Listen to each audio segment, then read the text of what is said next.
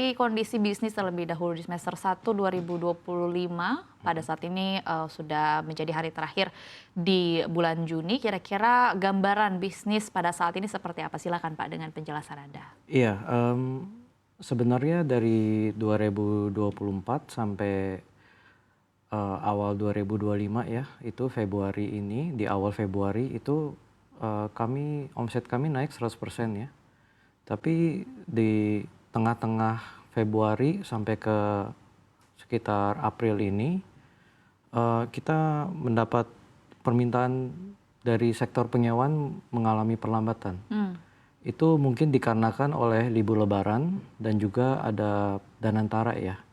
Jadi ketika libur Lebaran itu proyek-proyek pasti diliburkan. Jadi argo kami nggak berjalan. Otomatis penjualan kami juga menurun pada saat itu. Dan Danantara juga ada penghematan BUMN ya. Jadi anggaran diefisiensikan dan juga konsolidasi dari semua BUMN yang ada. Jadi akibatnya itu proyek-proyek banyak yang tertunda atau ditunda. Dan tapi dari bulan Mei itu kita naik pesat dan kebetulan kita spesialisasi di sektor konstruksi dan infrastruktur. Jadi per bulan lalu kita punya okupansi rate kita udah di atas 95%. Jadi otomatis sampai bahkan banyak orderan yang kami harus tolak untuk sekarang ini. Oke, baik. Tadi Anda menyebutkan bahwa pada saat ini okupansi sudah mencapai 95%, ini artinya hampir 100% ya Pak? Betul. Bahkan bisa dikatakan, apakah ada proyek-proyek yang akhirnya ditolak karena memang keterbatasan unit begitu? Iya, kita karena itu salah satu dilema kita juga ya, ketika banyak permintaan kita harus menolak. Atau kita bisa resell lagi melalui afiliasi kita.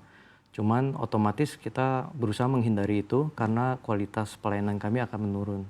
Karena kita harus bergantung kepada pihak ketiga. Ya, jadi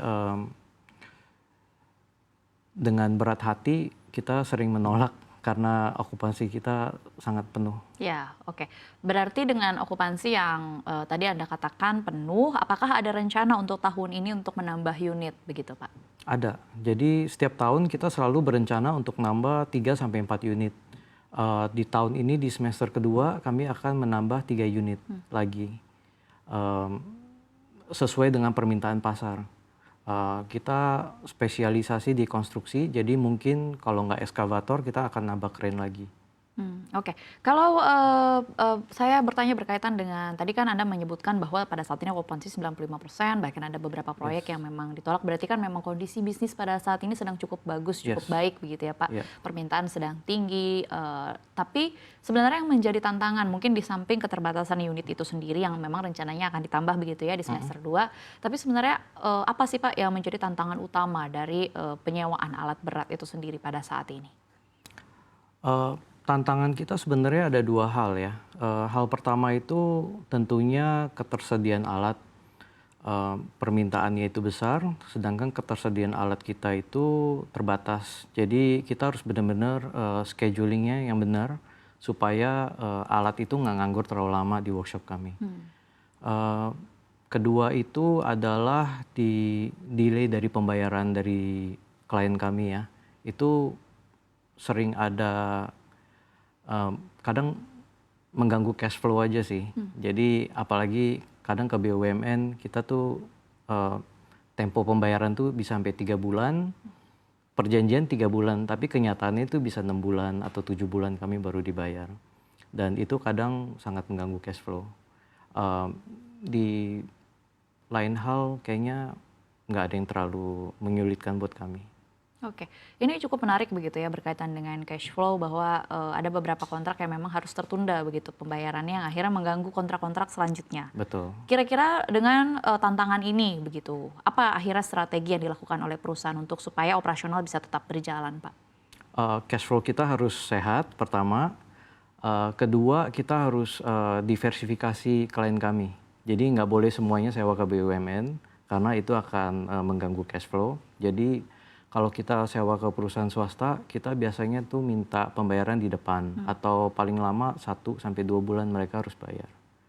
Oke, kalau tantangan-tantangan lain misalnya seperti fluktuasi rupiah terhadap dolar atau misalnya kenaikan harga energi atau misalnya dalam konteks ini BBM, apakah itu juga menjadi tantangan tersendiri untuk operasional, terutama itu tadi kalau kita bicara berkaitan dengan efisiensi cost dari proses operasional itu sendiri.